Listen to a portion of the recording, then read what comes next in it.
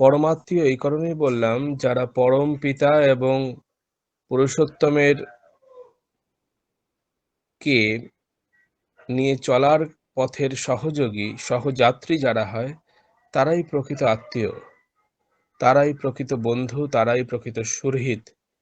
এবং তিনি যদি জীবনে এক এবং অদ্বিতীয় অস্তিত্ব হন, যেটি অনেকটা বোধ করা যায়, অনেকটা অনুভব করা যায়, অনেকটা উপলব্ধি করা যায় নাম ধ্যানের মধ্য দিয়ে। এছাড়া দ্বিতীয় কোনো পথ নেই। নাম ধ্যানের মধ্য দিয়ে যেটা উপলব্ধি করা যায় যে তিনি এক এবং অদ্বিতীয়, তিনি অনুপম সেই অস্তিত্ব, যে আমার জন্মের সময় থেকে আমার মৃত্যুর সময় পর্যন্ত আমাকে তিনি সদা সর্বদা আগলে আষ্টে পৃষ্ঠে জড়িয়ে ধরে রেখেছেন। এটি এটি এটি অনুভব এবং উপলব্ধিটা আরো আরো প্রখর হয়, আরো গভীর হয়, যখন নাম এবং জপের মধ্য দিয়ে তার সঙ্গে একটা যোগসূত্র তৈরি করার চেষ্টা, একটা প্রচেষ্টা, একটা সাধনা এবং তপস্যা সাপেক্ষ অনুচলনের মধ্য দিয়ে তার দিকে এগিয়ে যাওয়ার একটা চেষ্টা করতে থাকি।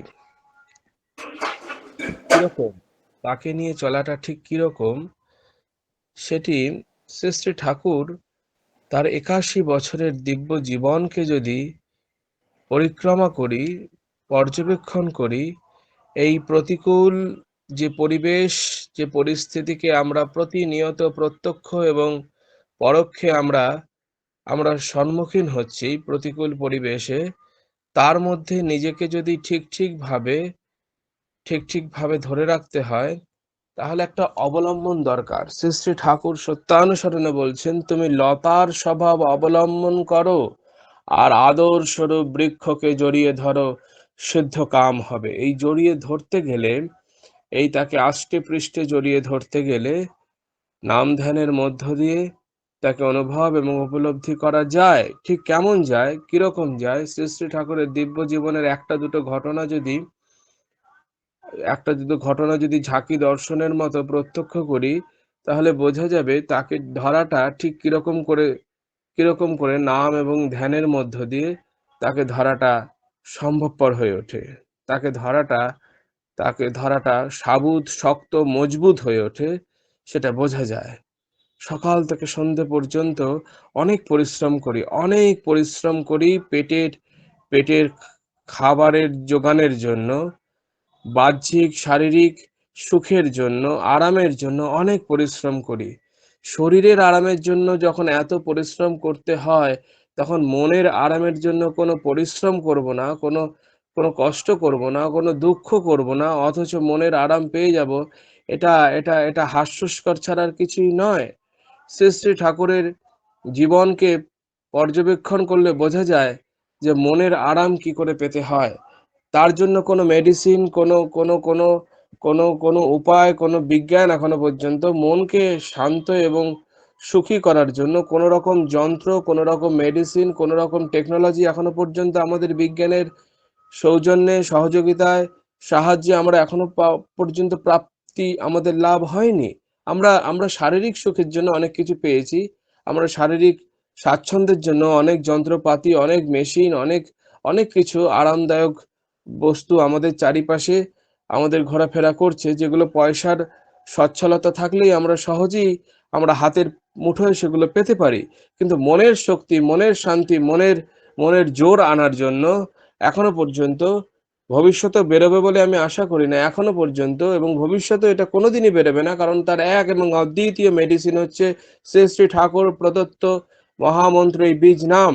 এই বীজ নামের মধ্য দিয়ে শ্রী শ্রী ঠাকুরের সঙ্গে একটা আত্মিক, একটা একটা পারমার্থিক একটা যোগসূত্র এমন তৈরি হয় যে শ্রী শ্রী ঠাকুরের তার শ্রীমুখ নিঃসৃত বাণী অনুযায়ী বলতে ইচ্ছা করে, তোমার সব কর্মে তুমি চোখটা নেবে আমার, মনটা নেবে আমার, চিন্তাটা নেবে আমার, ধান্দাটা নেবে আমার, এগুলি সমস্ত তোমার মধ্যে বসিয়ে শক্তি প্রয়োগ করে কর্ম হাসিল করে আসবে। দেখবে হাজারো তাফালের মধ্যেও নিয়ত বৈকুণ্ঠে বসবাস করছো। এই হাজারো তাফালের মধ্যে নিয়ত বৈকুণ্ঠে বসবাস করতে গেলে তার চোখ, তার চিন্তা, তার ভাবনা সবকিছুকে যদি আমার মধ্যে আমি প্রবর্তন করতে যাই, তবে টিউন না থাকলে এই বাণী আমি আমার আচরণের মধ্য দিয়ে সার্থক এবং সত্য কখনোই প্রমাণিত করে রাখতে পারবো না। টিউন কিরকম করে থাকতে হয়, তার সঙ্গে যোগযুক্ত কি করে থাকতে হয়, নাম এবং নামই অভেদ। শ্রী শ্রী ঠাকুর তার মহাভাববাণী গ্রন্থ পূর্ণপোথীর মধ্যে খুব খুব খুব আশ্বস্ত করে আমাদেরকে বলছেন, sound of your call must rich me because I am sound. তোমার শব্দ আমার কাছে পৌঁছয়, কারণ আমি শব্দ। এই যে তার শব্দ আমার কাছে, তার আমার শব্দ তার কাছে পৌঁছয়, এই শব্দ পৌঁছানোর জন্য একটা কম্পন দরকার। সব কম্পন সবসময় সব জায়গায় পৌঁছয় না। আমরা যখন ফোনের নাম্বার ডায়াল করি, একটা নাম্বার যদি এদিক থেকে ওদিক হয়ে যায়, তাহলে যাকে উদ্দেশ্য করে আমি কথা বলার জন্য আমি নাম্বার ডায়াল করছি, তার কাছে না গিয়ে অন্য কোথাও চলে যাবে। ঠিক একইভাবে ঈশ্বরের সঙ্গে যদি যোগসূত্র তৈরি করতে হয়, পরম পিতা পুরুষোত্তমের সঙ্গে যদি যোগসূত্র তৈরি করতে হয়, তাহলে তিনি আমাকে যতই ভালোবাসুন কি না বাসুন তাতে আমার কোনো আসবে যাবে না। আমি যদি তাকে ভালো না বাসি, তার ভালোবাসা আমার উপর প্রতিফলিত এবং প্রজ্বলিত হবে না। ঠিক একইভাবে বাবা সন্তানকে যতই ভালোবাসুক, যতক্ষণ না সন্তান বাবার কষ্ট, বাবার দুঃখ যতক্ষণ না বুঝতে পারছে, ততক্ষণ সেই সন্তানের ভবিষ্যতে মঙ্গল কি অমঙ্গল, অমঙ্গলের সম্ভাবনাই বেশি, মঙ্গলের সম্ভাবনা খুব ক্ষীণ বলেই মনে হবে। কেমন কেমন সেই তার তার দিব্য জীবনের একটা ঘটনাকে ঝাঁকি দর্শনের মতো যদি দর্শন করি, তাহলে বোঝা যাবে তিনি কিরকম আমাদের কাছে অশরীরী উপস্থিতির মধ্য দিয়েও শরীরী উপস্থিতিকে তিনি আমাদের সামনে জাজ্জল্যমান করে তিনি কিভাবে প্রত্যেকটা মুহূর্তে আমার আশেপাশে আমাকে আষ্টে পৃষ্ঠে জড়িয়ে ধরে রেখেছেন, ধরা যাবে, বোঝা যাবে, জানা যাবে। শ্রী শ্রী ঠাকুর দেওঘরে, তখন দেওঘরের তার বয়স অনেক অনেক হয়েছে, অনেক বয়স হয়ে গেছে। প্রায় ৭১-এর চৌকাঠে তিনি তখন পৌঁছে গিয়েছেন।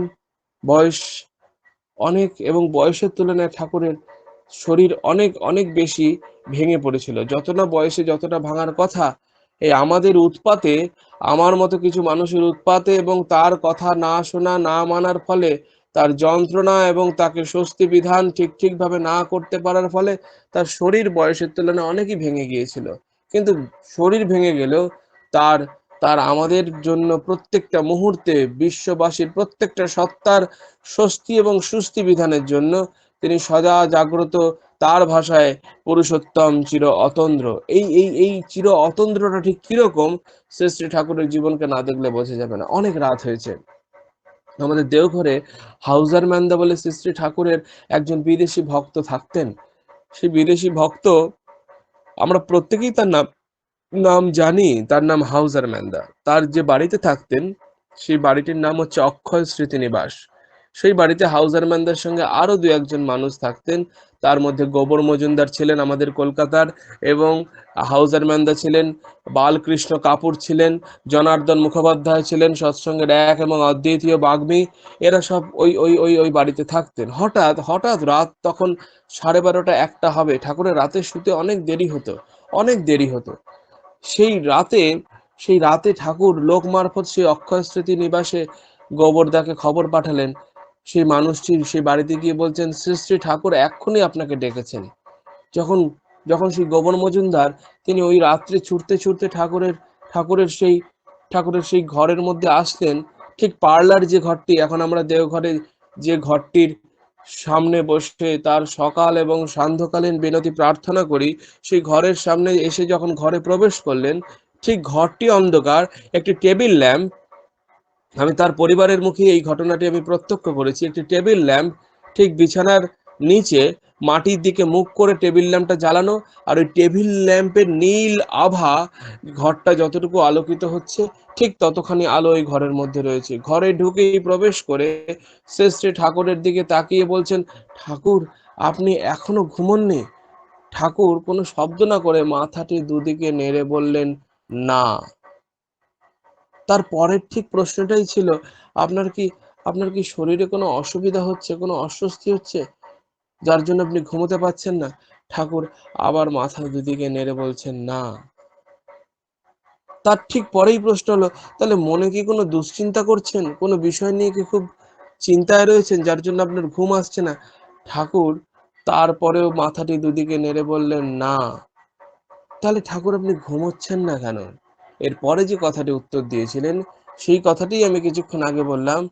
ঠাকুর সঙ্গে সঙ্গে ওই ওই নুয়ে বসা অবস্থা থেকে আস্তে আস্তে আস্তে আস্তে মেরুদণ্ড সোজা করে একটা মানুষ বসলে যে অভিব্যক্তি হয়, আস্তে আস্তে আস্তে ঠাকুরের অভিব্যক্তি পরিবর্তনের মধ্য দিয়ে ঠাকুর সঙ্গে সঙ্গে ওই দাদার দিকে তাকিয়ে বলছেন, ঘুমোবো কি, ঘুমোবো কি, পুরুষোত্তম চির অতন্দ্র।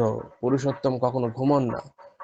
সঙ্গে সঙ্গে ঠাকুরের সঙ্গে যে মানুষগুলো ঘিরে, এই মহাজীবনের সঙ্গে যে জীবনগুলো ঘিরে ছিলেন, তাদের যদি এরকম কনস্ট্যান্ট ঠাকুরকে প্রশ্ন না করতেন, তাহলে বহু উত্তর, বহু বহু সমস্যার সমাধান আমাদের কাছে অজানা, অচেনাই থেকে যেত। দাদারি সঙ্গে সঙ্গে প্রশ্ন করলেন, ঘুমাবে, ঘুমান না বুঝলাম, পুরুষোত্তম চির অতন্দ্র তাও বুঝলাম, কিন্তু সারা রাত জাগি জাগি করেন কি, সারা রাত জাগি জাগি করেন কি? এর পরে শ্রী শ্রী ঠাকুর যে কথাটি বলছেন, খুব তাৎপর্যপূর্ণ এবং খুব খুব খুব খুব খুব গভীর এর তাৎপর্য। শ্রী শ্রী ঠাকুর সঙ্গে সঙ্গে বলছেন, বায়োস্কোপের ফিল্ম দেখেছিস, বায়োস্কোপ দেখেছিস কোনোদিন? বলছে, হ্যাঁ ঠাকুর, বায়োস্কোপ দেখেছি। কি দেখায় ওতে? হ্যাঁ ঠাকুর, ওই চোখের সামনে দিয়ে বিভিন্ন চলচ্চিত্র ছবি একের পর এক চোখের সামনে দিয়ে ভেসে ভেসে চলে যায়। ঠাকুর বলছেন, শালা তোমার ঘরের ওই বায়োস্কোপের মতো আমার চোখের সামনে দিয়ে সারা বিশ্বের মানুষের বিভিন্ন ছবি, বিভিন্ন চিত্র আমার চোখের সামনে দিয়ে অহরহ হু হু করে চোখের সামনে দিয়ে ভাসি চলে যায়। তখন ওই দাদারি প্রশ্ন করলো, তখনই দাদাটি প্রশ্ন হলো, আমাগরের যে ছবি আপনাদের সামনে ভাসি যায়, আপনি ওই ছবি দেখে দেখে করেন কি? ঠাকুর বলল, চোখের সামনে দিয়ে যে ছবিগুলো ভাসি যায়, ওই ছবিগুলোর মধ্য থেকে কিছু ছবি বার করে কাকে কখন কোথায় ক্যামেরায় রাখলে সে ভালো থাকবে তার পয়েন্টিং করি। কাকে কখন কোথায় কেমন ভাবে রাখলে সে ভালো থাকবে তার পয়েন্টিং করি।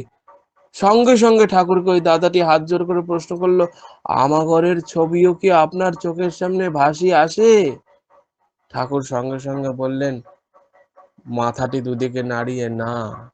দাদাটি খুব আতঙ্কিত হয়ে বললেন, তাহলে আমরা যাব কনে ঠাকুর? কাগজ ছবি আপনার চোখের সামনে ভেসে ওঠে? কাদের ছবি আপনার আপনার আপনার চোখের সামনে এই গভীর রাতে আপনার চোখের সামনে দিয়ে কাদের ছবি আপনার চলাফেরা করে? ঠাকুর বললেন, খুব অস্ফুট স্বরে বললেন, ওই ওই যারা খুব আকুলতার সাথে, আপ্রাণতার সঙ্গে, আন্তরিকতার সঙ্গে যারা নাম করে, তাগরের ছবি আমার চোখের সামনে ভেসে ওঠে। আর ওই তাগরের ছবি যখন ভেসে ওঠে, তখন সেই ছবি দেখে কাকে কোথায় কেমন ভাবে রাখলে সে ভালো থাকবে, সে সুখে থাকবে, সে শান্তিতে থাকবে, তার পয়েন্টিং করি। মানে ওই প্রশ্নকর্তার মুখ থেকে তখন কথা বন্ধ হয়ে গেছে। কোন অস্তিত্বের সামনে দাঁড়িয়ে সে প্রশ্ন করছিল? ঠিক এই জায়গায় ঠাকুর বাণী দিচ্ছেন, নিষ্ঠা সহ নাম পুরায় মনস্কাম। নিষ্ঠা সহ নাম পুরায় মনস্কাম কথাটির মধ্যে পরস্পর বিপরীতধর্মী দুটি কথা আছে। মনের কামনা বাসনা নিয়ে কি তাহলে নাম করব নিষ্ঠা সহ? না। আমি যদি নিষ্ঠা সহ নাম করি, নিষ্ঠা কথার মানে হচ্ছে নিঃশেষে লেগে থাকা, তার ব্যাকরণ, তার আদর্শ অনুযায়ী নিঃশেষে লেগে থাকা। আমি যদি নিষ্ঠা সহ তার সাথে নামের মধ্য দিয়ে অপ্রত্যাশীভাবে যোগযুক্ত থাকি, তাহলে আমার মঙ্গলের জন্য আমি কেন ভাবি, আমার পিতা ভাববেন, আমার পরম পিতা ভাববেন, আমার গুরুদেব ভাববেন। সময় খুব সংক্ষিপ্ত, আর সময় আছে কিনা আমি ঘড়ির দিকে তাকিয়ে কথা বলতে পারি না। তবে তবে তবে পরিশেষে পরিশেষে আমার কথার সমাপ্তি ঘোষণা করেই আমি বলছি, একটা ঘটনা প্রসঙ্গক্রমে মনে পড়ে যাচ্ছে। আমি আমি আমি শ্রদ্ধা তপতী মায়ের অনুমতি নিয়ে আর 2 মিনিট সময় আপনাদের কাছ থেকে ভিক্ষা চেয়ে এই ঘটনাটি বলে। দাদা, দাদা আপনি আরো 5 মিনিট বলুন, আগে অসুবিধা মা নেই। আগে আগে মা আমি আর 5 মিনিটের মধ্যেই এই ঘটনাটি বলে, নির্ভরতা কিরকম হয়, তার প্রতি নাম ধ্যান করলে তার প্রতি বিশ্বাস, তার প্রতি নির্ভরতা, এবং নির্ভরতার মধ্য দিয়ে জীবনের প্রতি কিভাবে নির্ভয় হয়ে জীবনকে চালিয়ে নিয়ে যাওয়া যায়, একটি ঘটনা বললে সেটি আরো আরো আমার বিশ্বাসকে আরো দৃঢ়, আরো মজবুত, আরো শক্ত, আরো চাঙ্গা করে তুলবে। কিরকম সেই ঘটনা? আমাদের আমাদের আমাদের ইসকনের নাম আপনারা সকলেই শুনেছেন। সেই ইসকনের গৌর গোপাল দাস বলেন একজন মহারাজ ছিলেন, সেই এই ঘটনাটির প্রত্যক্ষদর্শী, তার মুখে এই ঘটনাটি শোনা। তিনি বলছেন, আমি একবার ফ্লাইটে করে আমেরিকার একটি প্রদেশ থেকে আরেকটি প্রদেশে যাচ্ছি। সেই ফ্লাইটে আমরা প্রত্যেকে বসে আছি, একটা গান আমরা প্রত্যেকেই শুনি, তুমি যখন আছো সাথে, ঝঞ্ঝা এলে কি ভয় তাতে। এই গান গাওয়া অনেক সহজ, এই গান শুনতেও খুব ভালো লাগে, কিন্তু এই গানকে অনুভব এবং উপলব্ধি করতে গেলে তপস্যা ছাড়া এই গানকে উপলব্ধি করা চারটিখানি কথা নয়। শ্রী শ্রী ঠাকুর সত্যানুসরণে বলছেন, বিশ্বাসী সিদ্ধি এনে দিতে পারে। শ্রী শ্রী ঠাকুর সত্যানুসরণে বলছেন, বিশ্বাস করো, বিশ্বাসী সিদ্ধি এনে দিতে পারে। শ্রী শ্রী ঠাকুর বলছেন, গভীর বিশ্বাসে সবই হতে পারে। বিশ্বাস নিয়ে অনেকগুলি কথা বলতে বলতে শেষে বিশ্বাসী বিস্তার এবং চৈতন্য এনে দিতে পারে, শেষে ব্ল্যাঙ্ক চেকে সাইন করে দেওয়ার মতো তিনি সাইন করে দিয়ে বলছেন, বিশ্বাস করো, যা চাও তাই পাবে। এই জায়গায় কিরকম বিশ্বাসটাকে নিয়ে গেলে যা চাও তাই পাবে হবে, সেই জায়গাতে এই ঘটনাটি আমাকে অনেক শক্তি এবং সাহস প্রদান করে। শ্রী ওই ওই ওই ওই ওই ওই যে ঘটনাটি বলছিলাম, সেই সাধু, সেই মহারাজ যখন প্লেনে করে এক জায়গা থেকে আরেক জায়গায় যাচ্ছেন, আকাশপথে হঠাৎ হঠাৎ আবহাওয়া খুব খারাপের মধ্য দিয়ে, যখন আবহাওয়া খুব খারাপ হয়ে গেল, প্লেনের বিমান চালক সঙ্গে সঙ্গে অ্যানাউন্স করলেন, প্লেন খুব বিপজ্জনক আবহাওয়ার মধ্য দিয়ে এখন অতিক্রম করবে, আপনারা সকলে সিট বেল্ট ভালো করে বেঁধে নিন, এবং যে কোনো পরিণতির জন্য, যে কোনো করুণ এবং কঠিন পরিণতির জন্য মনকে শক্ত এবং মজবুত করে নিন। যে কোনো সময় প্লেন ইমার্জেন্সি ল্যান্ডিং করতে পারে, যে কোনো সময়, সে সমুদ্রেও করে দিতে পারে, নদীতেও করে দিতে পারে, আপনারা মানসিকভাবে প্রস্তুত থাকুন। সকলে সকলে এই বার্তা শুনে সকলে আতঙ্কিত, সকলে চিন্তিত, সকলে উৎকণ্ঠিত হয়ে যে যার মতো তার আরাধ্য ঈশ্বরকে ডাকছে। যারা ঈশ্বরে বিশ্বাসী ঈশ্বরকে ডাকছে, যারা ঈশ্বরে বিশ্বাসী নয় তারা চিৎকার চেঁচামেচি শুরু করে দিয়েছে প্রাণ বাঁচানোর জন্য। ওই প্রভু যে মহারাজ, যে সর্বস্ব ছেড়ে ঈশ্বরে নিজের জীবনকে সমর্পণ এবং নিবেদন করেছিল, সেও তার মালা জপতে শুরু করে দিয়েছে ভগবানকে ভগবানের উদ্দেশ্যে, যে জীবনের তার কিছু সময়, কিছু মুহূর্ত হয়তো বাকি আছে, আর হয়তো এই জীবনের কালকের দিন বা কালকের সূর্য হয়তো আর দেখা যাবে না। মালা জপতে শুরু করেছে। এত কোলাহল, এত কলরবের মধ্যেও ওই প্রভু দেখছেন, তার ঠিক দুটো সিটের পরেই একটি বাচ্চা, সে একটা একটা একটা ছোট্ট বই, সে ছোট্ট বইটা বারবার খুলছে, পড়ছে, বন্ধ করছে, আবার খুলছে, পড়ছে, বন্ধ করছে, আর হাসছে। বাচ্চারা যেমন কার্টুন দেখলে হাসে, তার কোনো নিশ্চিন্ত, নির্ভাবনা, দুশ্চিন্তা, কোনো রকম চিন্তার কোনো ছাপ, কোনো চিহ্ন, কোনো প্রকাশ তার আচরণ এবং শারীরিক অভিব্যক্তিতে ধরা পড়ছে না। এইরকম একটা পরিস্থিতিতে সকলের মধ্যে ওই ব্যতিক্রমী বাচ্চাটির অভিব্যক্তি এবং আচরণ, ওই প্রভু খুব অবাক হলো। সকল বাচ্চা চিৎকারছে, যদিও কোনো বাচ্চা না চিৎকার করে থাকে, বাবা মায়ের চিৎকার থেকে সেই বাচ্চাও চিৎকার শুরু করে দিয়েছে। এ কোন বাচ্চা রে বাবা, এ চুপচাপ একদম নিশ্চিন্তে, নির্ভাবনায়, নির্ভয় নিজের মতো নিজের বই নিয়ে বসে আছে। কিছুক্ষণ পরে প্লেনে ঘোষণা হলো, আতঙ্কিত এবং আশ্চর্য হওয়ার কিছু নেই, প্লেন আর কিছুক্ষণ পরেই নিরাপদে ল্যান্ড করবে, নির্দিষ্ট গন্তব্যের দিকে প্লেন এগিয়ে যাচ্ছে, প্রতিকূল পরিবেশ অতিক্রম হয়ে গেছে, আপনারা নিশ্চিন্তে নির্ভাবনায় বসতে পারেন। যখন এই কথাটি অ্যানাউন্স হলো, সঙ্গে সঙ্গে ভেতরে যত মানুষ, তারা তারা খুব আশ্বস্ত এবং তারা খুব স্বস্তি বোধ করলো। ওহ বাবা, বাঁচলাম। এরকম একটা দীর্ঘ নিঃশ্বাস ফেলে যে যার সিটে বসে পড়লো। আস্তে আস্তে আস্তে পুরো পরিবেশটা ঠান্ডা হয়ে গেল। ওই প্রভু অনেকটা আশ্বস্ত এবং শান্ত হলেন। কিছুক্ষণ পরে ওই প্রভু ওই বাচ্চাটাকে গিয়ে বলছেন, আচ্ছা আচ্ছা, সবাই আমরা খুব ভয় পেয়ে গেছিলাম, সবাই চিৎকার করছিলাম, সবাই হইচই করছিলাম, বাঁচবো কি মরবো এই দোলাচলে সকলে পড়েছিলাম, তুমি তো এতটুকু ভয়, এতটুকু তুমি, তোমার মধ্যে কোনো ভীতি, এতটুকু তো আমরা দেখিনি, কেন? তুমি এরকম করে কি করেছিলে? তখন ওই বাচ্চাটি বলছেন, কেন আপনি জানেন না আমি কি করে এরকম করেছিলাম? বাচ্চাটি ভেবেছিল উনি মনে হয় জানেন, বলছেন আপনি জানেন না আমি কেন এইভাবে ছিলাম? বলছে না, আমি জানি না। বাচ্চাটি বলছেন, আসলে জানেন তো, যে এই বিমানটি চালাচ্ছেন না, যে বিমান চালক, তিনি আমার বাবা। তিনি জানেন তিনি জানেন এই বিমানের মধ্যে তার মেয়ে বসে আছে। প্রতিবেশ প্রতি প্রতিকূল পরিবেশ যতই হোক না কেন, বিমান যতই খারাপ পরিস্থিতির মধ্যে দিয়ে যাক না কেন, তিনি চাইবেন তার এই মেয়ের যেন কোনো ক্ষতি না হয়। প্রাণপণে তিনি এই বিমানকে বাঁচানোর জন্য আপ্রাণ চেষ্টা করবেন। আমার বাবা যে বিমান চালাচ্ছে, আমি ভয় পাবো কেন?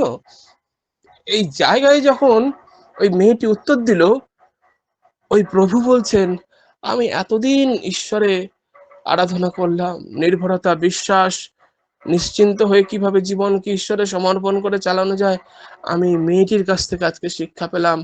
তার সামান্য পিতা, যিনি বিমান চালক, তার উপর নির্ভর করে যদি এই শিশুটি এতটা নিশ্চিন্ত এবং নির্ভয় নিজেকে রাখতে পারে, তাহলে বিশ্ব ব্রহ্মাণ্ডের যিনি পরম পিতা, বিশ্ব ব্রহ্মাণ্ডের যিনি স্রষ্টা, যিনি সৃষ্টিকর্তা, তার উপর যদি আমি নিজেকে ছেড়ে দিই, তাহলে আমার জীবনকে নিয়ে আমি এরকমই নিরুদ্বেগ, নিশ্চিন্তে, নির্ভাবনায়, নির্ভয় আমার জীবনকে আমি পাড়ি দিতে পারবো। কোনো ভয় নেই। অভি অভি উপনিষদের বাণীতে আছে, অভি অভি, কোনো ভয় নেই। আর সেই ভাবকে আশ্রয় এবং অবলম্বন করে শ্রী শ্রী ঠাকুর সত্যানুসরণে বলছেন, বিশ্বাস, নির্ভরতা আর আত্মত্যাগ, এই তিনটি বীরত্বের লক্ষণ। এই প্রার্থনা নাম ধ্যানের মধ্য দিয়ে শ্রী শ্রী ঠাকুরের চরণে প্রত্যেক দিন এই প্রার্থনা নিবেদনের চেষ্টা করে বলতে হয়, হে দয়াল, হে পরমপিতা, হে পুরুষোত্তম, তোমাতে আমার বিশ্বাস হোক, তোমাতে আমার ভাব হোক, আর তোমাতে আমার ইচ্ছা হোক, তোমাতে আমার বিশ্বাস হোক, আর তোমার ইচ্ছা হোক, তোমাতে আমার ভাব হোক, আর তোমাতে আমার বিশ্বাস একবারে দৃঢ়, একবারে স্থির, একবারে নিশ্চয় করে দাও পরমপিতা। এই প্রার্থনা প্রতিদিন নাম ধ্যানের মধ্য দিয়ে যদি আমি তার কাছে নিবেদনের চেষ্টা করি, তাহলে তার কথাই নিষ্ঠা সহ নাম পুরায় মনস্কাম আমার জন্য, আমাকে আর ভাবতে হবে না। তার বাণী অনুযায়ী ভাববার যিনি, ভাবছেন তিনি। তুমি ভাবো তাকে। আমার আমার শ্রদ্ধা তপতি মায়ের শারীরিক মঙ্গল কামনা, আমার গুরুদেবের শ্রীচরণে সুস্থ স্বাস্থ্য সুদীর্ঘ, এগুলি আমরা বলি ঠিকই, এগুলি বলা ঠিক না। যা মঙ্গল বলে বিবেচনা হবে তিনি পরম পিতা, তিনি পুরুষোত্তম, আমার পক্ষে যা মঙ্গল বলে বিবেচনা করবেন তিনি তাই করবেন। তার কাছে কোনো কন্ডিশন, কোনো কোনো শর্ত, কোনো কিছু আরোপ করার প্রয়োজন নেই। তোমার ইচ্ছাই পূর্ণ হোক, এই বিশ্বাস, এই নির্ভরতা নিয়ে আমি আবার প্রার্থনা করি, আমার তপতি মার পক্ষে যা মঙ্গলজনক পরম পিতা বিবেচনা করবেন তিনি তাই যেন মঞ্জুর করেন, এবং উপস্থিত প্রত্যেক অস্তিত্বের সামগ্রিক ইষ্টময় জীবন আমার গুরুদেবের শ্রীচরণে আমি প্রার্থনা নিবেদনের চেষ্টা করি। প্রত্যেকের কাছে আমার অনুরোধ, আপনারা প্রত্যেকে আমার জন্য আমার গুরুদেবের কাছে প্রার্থনা করবেন, যেন বিশ্বাস, নির্ভরতা আর আত্মত্যাগ, এই তিনটি আমি যেন তার কাছ থেকে লাভ করতে পারি। এই প্রার্থনা করবেন, সকলের মঙ্গল প্রার্থনা করে আমার কথা আমি এখানেই শেষ করছি। সবাই ভালো থাকবেন। জয় গুরু, বন্দে পুরুষোত্তম।